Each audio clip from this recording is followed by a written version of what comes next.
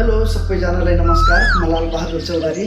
केही दिन अघिबाट मेरो नाम लाल बहादुर चौधरी प्रयोग गरी कोही अज्ञात व्यक्तिले मेरो नाममा नक्कली फेसबुक आइडी बनाएर मेरो नाममा मेरो साथीभाइ तथा मेरो चिनजानका व्यक्तिहरूसँग सम्पर्क गर्ने र आर्थिक सहयोग पैसा माग्ने कार्य गरिरहेको जानकारी प्राप्त भएको छ।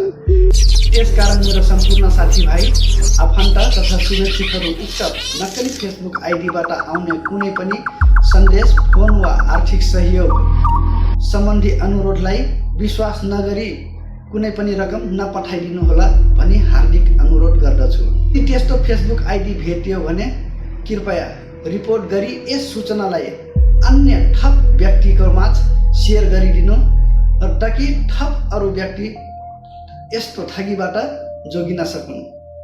तपाईको सहयोग, सतर्कता र साथको लागि हार्दिक धन्यवाद।